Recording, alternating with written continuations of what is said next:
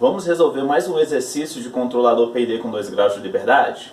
Então vamos lá, né? Projetar um controlador PID com 2 graus de liberdade tendo os requisitos de projeto. Tempo de acomodação menor que 5 segundos, o overshoot menor que 10% em relação, né, à entrada de referência, o tempo de acomodação em relação à entrada ao distúrbio de 1 segundo, né, menor que 1 segundo, e o overshoot em relação à entrada ao distúrbio menor que 5%. A função de transferência do meu sistema é essa daqui, 5 sobre S multiplicado por S mais 1 multiplicado por S mais 2. Bem, vamos projetar o nosso controlador PID com 2 graus de liberdade. Então nós temos aqui, o ganho lá da minha planta vale 5, o A de S, né, nesse caso ali vale 1, porque eu não tenho zeros, tá? O meu B de S é S ao cubo, mais 3S ao quadrado, mais 2S. Então a função de transferência em relação à entrada, né, como referência, vai ser essa daqui, né? Gama 1S ao quadrado, mais alfa 1S mais beta 1 multiplicado pelo ganho, sobre SB de S multiplicado por gama S ao quadrado, mais alfa S mais beta multiplicado pelo ganho. Só lembrando para vocês que gama é igual a gama 1 mais gama 2, alfa é igual a alfa 1 mais alfa 2, e o beta é igual a beta 1 mais beta 2, ok? Então vamos resolver essa questãozinha aí. Fazendo as substituições, né? SB de S, como eu já tinha uma equação de grau 3, multiplicado por S, o meu B de S, né? Eu teria agora uma parte da minha equação ali, vai sair como grau 4. E aí depois eu vou somar os termos semelhantes, que são os termos quadráticos que eu tiver ali, que é referência do meu controlador, com o SB de S, ok? Então eu tenho aqui S à quarta, 3S ao cubo, mais 2S ao quadrado, mais gama S ao quadrado, mais alfa S, mais beta multiplicado pelo ganho, que é igual a 5, né? E no meu numerador, gama 1, S ao quadrado, alfa 1, S mais beta 1 multiplicado por 5 também, que é o nosso ganho. Então, eu terei aqui, pegando os termos semelhantes, eu tenho aqui 2S ao quadrado e tenho gama S ao quadrado. Então fica 2 mais 5 gama 1 mais 5 gama 2 multiplicado por S ao quadrado. E aqui eu tenho, né, 5 alfa 1 mais 5 alfa 2 S mais 5 beta 1 mais 5 beta 2, ok? Então nós iremos resolver. Nós sabemos que este coeficiente aqui que é zero, né, na nossa solução, nós iremos encontrar uma função mínima para, né, descrever o nosso sistema controlado. O A0, né, vai ser igual ao A0 daqui, ó, ok? O coeficiente, né, do termo quadrático do numerador tem que ser igual ao coeficiente do termo quadrático do denominador, e assim por diante, né? Então faremos aqui o casamento dos coeficientes, né, nesta alocação de zeros, que eu irei fazer aqui no meu sistema, para encontrar a minha solução. Então eu posso dizer que 5 gama 1 é igual a 2 mais 5 gama 1 mais gama 2, né, mais 5 gama 2. E assim encontrar a minha solução, ó. Faço essas igualdades e resolvo. Logo, meu gama 2 corresponde a menos 2 quintos, né? O A1, que corresponde a 5 alfa 1, tem que ser igual a 5 alfa 1 mais 5 alfa 2. Logo, o alfa 2 igual a 0 e o meu beta 2 também igual a 0, né? Igualei 5 beta 1 com 5 beta 1 igual a 5 beta 1 mais 5 beta 2. Ok, então já encontrei aqui, no caso, o meu GC2, ok? O meu controlador da realimentação. Notem que eu só tenho o coeficiente que corresponderia aqui ao meu KD, né? Como o meu A de S é igual a 1, então o filtro aqui vai ser 1 sobre 1, ok? Então eu tenho aqui, na verdade, somente um derivador, né, como controlador no ramo da realimentação. Ok, já encontrei o meu GC2. Agora eu terei que fazer o quê? Encontrar, através de uma solução computacional, o meu GC1, ok? Como eu tenho lá, né, agora uma equação, né, a equação característica de grau 4, eu vou precisar alocar estes polos. E aí como que eu posso fazer? Posso fazer dessa maneira aqui, né? Essa aqui é a minha equação, essa é a quarta equação característica já da solução do meu sistema. Essa é a quarta, mais 3S ao cubo, mais A0S ao quadrado, mais A1S, mais A2. Só lembrando que nós iremos fazer, né, o casamento do polinômio quadrático do denominador com o polinômio quadrático do numerador. Como que eu posso encontrar, né, a minha solução aqui seria encontrar os polos. Neste caso aqui, para dar a solução para o meu problema, ou, na verdade, né, alocação de zeros. Porque, como eles possuem o mesmo coeficientes, eu faço a alocação de zeros aqui, consequentemente vai sair a parte quadrática do meu denominador, ok? Mas vamos pegar aqui a equação característica. Como que eu poderia ali distribuir os meus polos? É simples, né? Como eu tenho uma equação característica de grau 4, terei 4 polos, neste caso aqui.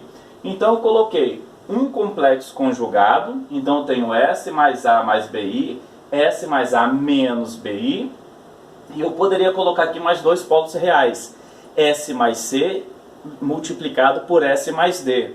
Mas olha só, se eu coloco 2 polos diferentes reais, eu acabo aumentando a complexidade também do meu sistema para ele varrer, para ele encontrar esses valores. Então o que eu fiz para facilitar a minha vida?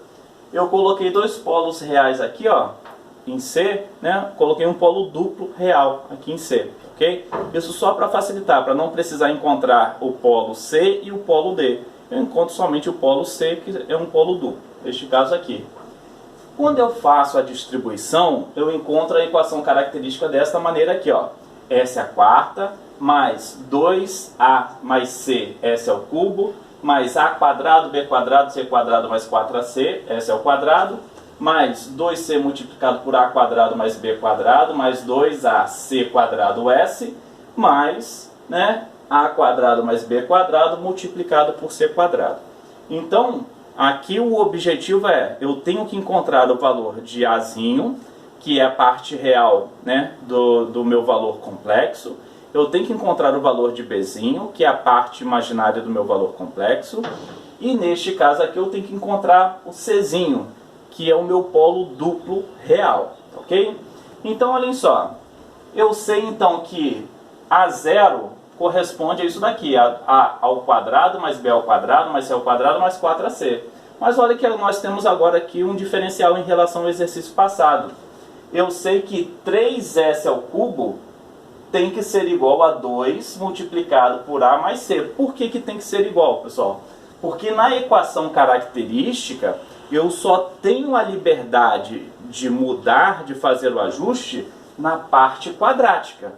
No restante eu não posso mudar, ok?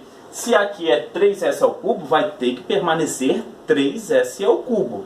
Então eu sei que 3 é igual a 2 multiplicado por A mais C, ok? Então este é o diferencial em relação ao exercício passado.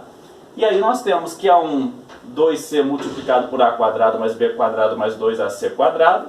E o meu A2, A quadrado B quadrado multiplicado por C quadrado, ok? Então a partir daí, nós iremos começar a nossa solução. Bem, se eu sei que 3 é igual a 2 multiplicado por A mais C, que é o coeficiente de S ao cubo, então eu sei que, né, A é igual a 3 dividido por 2 menos C, ok? Ó, daqui eu vim para cá. Então a questão aqui é o seguinte, né? Eu sei que o meu C, ele poderia até ficar na origem, né, que é o meu polo real. Se eu coloco o meu polo na origem, é um integrador, eu teria um integrador duplo. Mas então posso colocar próximo, mas estou fugindo ali da origem, de colocar no zero, ok? E o valor de A, que é a parte real do número, né, do valor complexo, eu também vou evitar que este valor seja igual a zero, porque eu tenho que ter um amortecimento, né? O meu sistema ele tem que amortecer. Então o que eu fiz aqui? Quando o Czinho estiver tendendo aqui a zero, o A vai estar tendendo a 3 meios, ok? E quando o A estiver tendendo a zero, o Czinho é que vai tender a 3 meios. Então, o meu intervalo vai ficar assim, ó. A é maior que zero e menor que 3 meios. E o C, né, meu Czinho, é maior que zero e menor que 3 meios. Eles vão trabalhar neste intervalo, mas terão ainda que atender a correlação entre eles, que é essa daqui, ó. A é igual a 3 meios menos C. Por que eu tenho que atender? Porque 2 multiplicado por A mais C tem que ser sempre igual a 3, tá ok? Então esta é uma parte da nossa solução, né, computacional que nós iremos implementar. Então como que eu vou fazer este implemento? Ó, Coloquei o Azinho para variar de 0 até 3 meios, né? Variando ali de 0.1 em 0.1. E coloquei aqui, ó, que o meu Czinho é igual a 3 meios menos o valor de A, ok? Então vou forçar aqui, né, neste looping o B variando, coloquei aqui para o B variar, que é a parte imaginária, de 100 até 0, como é um range um pouco maior, um intervalo um pouco maior, eu pedi para ele ir decrementando de menos 1 em menos 1, ok? Está decrementando uma unidade. E aqui eu faço o corpo do programa, e se atender às condições, né, os requisitos do meu projeto, aí ele vai guardar aquele valor e vai me mostrar lá no final, ok? Vamos então para o programinha?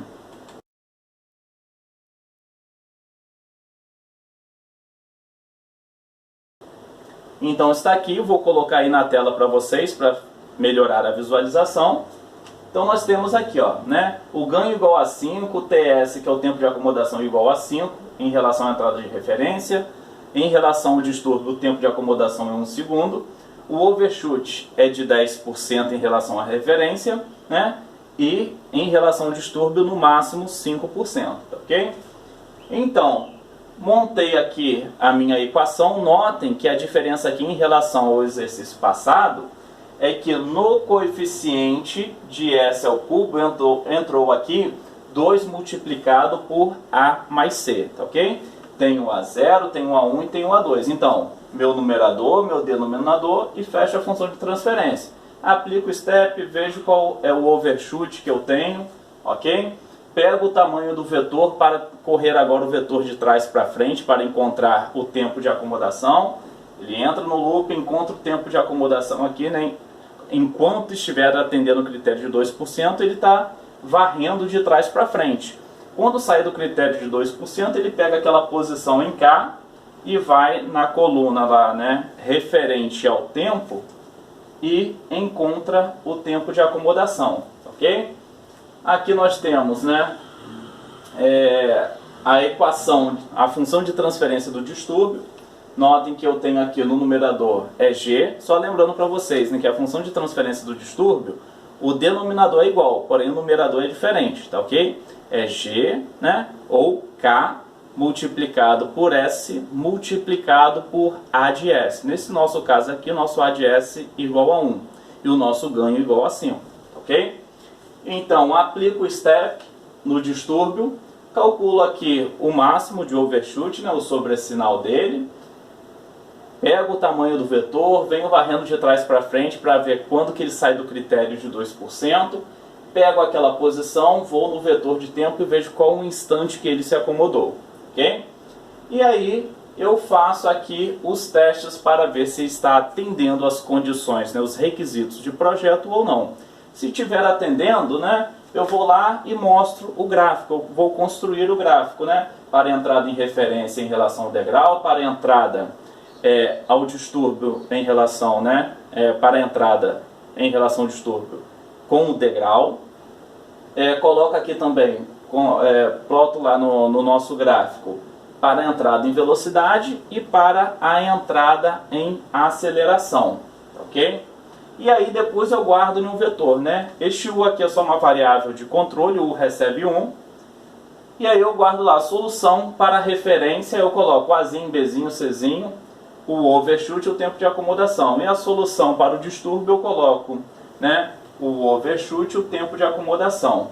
Se atendeu esses critérios e ele guardou aqui, eu vou quebrando esses loopings, né, para que ele não fique, para ele não precisar terminar de fazer todo o loop. Se eu já encontrei uma solução, para mim aqui, para o meu problema, né, já está resolvido. E aí, adiante, eu venho aqui e coloco o seguinte, ó, se ele encontrou, né, uma solução, ele vai calcular aqui o controlador 1, o controlador 2, vai me mostrar as funções de transferências, tá ok? Aqui ele vai me mostrar, ó, a função de transferência em relação ao controlador 1, né, e em relação aqui ao controlador 2. Aqui eu só coloquei um diálogo que acabou, porque se caso, né, ele fechar o loop e não encontrar solução nenhuma, ele vai plotar isso daqui lá na tela, né, no workspace do MATLAB, eu vou saber que o meu looping finalizou, ok? Então vamos lá, né? Vai mostrar aqui a solução, vai calcular e vai mostrar pra gente. E aí, depois de rodar, né, o meu programinha, ele encontrou. Olha só que interessante aqui, ó. Esta é a função de transferência em relação à referência, né, entrada de referência. Então notem, ó, que houve realmente o casamento dos termos, né, do polinômio quadrático, ó, ok? Notem que o coeficiente de s ao cubo continuou sendo 3, então ele atendeu ali os requisitos. E aqui a minha solução, ó, a parte real, o azinho, foi de 0,7, o bzinho, que é a parte imaginária, foi de 62, né? Este valor aqui é o czinho, que tinha uma correlação com o valor de a, foi igual a 0,8. Notem que se eu somar aqui, ó, 0,8 com 0,7 dá 1,5, né? E quando eu multiplico por 2 dá 3, né? Que é a equação 2 multiplicado por a mais c, ok? O overshoot foi abaixo de 10%, ok? Atendeu os requisitos. E o tempo de acomodação foi menor que 5 segundos, também atendeu o requisito. Em relação ao distúrbio, né? Ele não chegou nem a 1%, nem a 0,1% de overshoot. Ou seja, o tempo de acomodação em relação ao distúrbio foi 0, porque ele não chegou nem passar do critério de 2% em relação ao degrau. Ok? Então, ele atendeu. Aqui eu mostro a função de transferência do meu controlador. Este daqui é o meu GC1 e este daqui é o meu GC2. Ok? Então, aqui nós encontramos a solução com um controlador PID, né, de 2 graus de liberdade para esta função de transferência. E aqui, ó, ele mostrou o gráfico para a entrada em degrau e para a entrada aqui em degrau em relação ao distúrbio. Aqui a resposta do distúrbio, aqui a resposta em relação à entrada de referência. Ok? Então, atendeu todos os critérios. Então, este exercício ficou ok. Vamos para o próximo exercício? Neste daqui eu fiz uma pequena alteração em relação ao anterior. Que alteração foi essa, Edson? Bem, notem que agora eu coloquei aqui um 0, né, diferente daquele valor de 1. Meu A de S aqui é diferente daquele valor de 1. Então, meu A de S aqui agora vale S mais 5. Eu peguei a mesma estrutura do exercício anterior, mantive ali as condições, mas fiz essa pequena alteração. Então, ó, meu ganho aqui vale 1. Quanto que vale aqui o meu 0, né? O meu 0 aqui, desculpa, o meu 0 não, o meu 0 aqui é menos 5, né? Mas o meu A de S é S mais 5, ok? E aqui eu tenho a minha equação característica. Ok, a gente parte para resolver, né? K igual a 1, A de S igual a S mais 5, meu B de S, e vou fazer o quê? A modificação, vou fazer a substituição nas minhas funções de transferências, tá ok? Vou ter que substituir aqui S, B de S e o ganho. Fazendo essa substituição, a única diferença aqui é que o meu ganho agora é igual a 1, ó, ok? E aí eu vou resolver, tá ok? Aqui eu continuo com aquela mesma, né, com aquela mesma condição de 3S ao cubo aqui, ó, S à quarta, 3S ao cubo, mais 2 mais gama 1 mais gama 2, S ao quadrado, mais alfa 1 mais alfa 2, S, mais beta 1 mais beta 2. Vou calcular o meu GC2, ok? Calculando o meu GC2, né, vou igualar os coeficientes, ó, e vou resolver. O meu A0 ali, fazendo, né, a igualdade no A0, eu consigo encontrar que gama 2 igual a menos 2, alfa 2 igual a 0 e beta 2 igual a 0.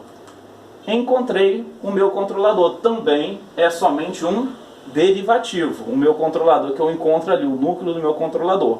Porém, ele está em série com o filtro que é 1 sobre A de S. Então, ó, o meu GC2 com o filtro vai ficar dessa maneira. Menos 2S ao quadrado sobre S, multiplicado por 1 sobre S mais 5. Tá ok? Esta é a modificação que nós tivemos aí. E aí, eu vou partir para resolver uma equação, né, aqui de grau 4, um polinômio de ordem 4 aqui. Vou fazer a mesma combinação que eu fiz no exercício anterior, tenho que encontrar a parte real do complexo, a parte imaginária, e atribuir os polos reais. Porém, né, neste caso que estou trabalhando com polo duplo real, ele vai ter que atender à condição de 2 multiplicado por A mais C ser igual a 3, tá ok? A mesma condição do exercício passado. Fazendo isso, né, eu novamente encontro o valor que ele vai ter, a região, na verdade, né, o intervalo que eu terei de variação de A, e aqui, né, corrigindo aqui, ó, isso daqui é o meu Czinho, tá ok? A e Czinho, tá? E aí basta eu fazer o quê? Implementar o meu programinha e encontrar a minha solução, tá ok?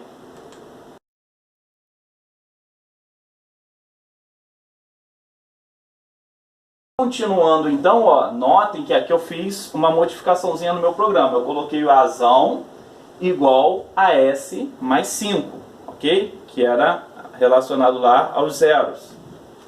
E aqui, ó, notem que aqui no início não tem variação, tá? Porém aqui, ó, a função de transferência em relação ao distúrbio vai ter uma alteração. Por quê? Só lembrando, o numerador da função de transferência do distúrbio é K multiplicado por S multiplicado por A de S, ok? Então ele entrou aqui, ó, uma multiplicaçãozinha aqui, ok?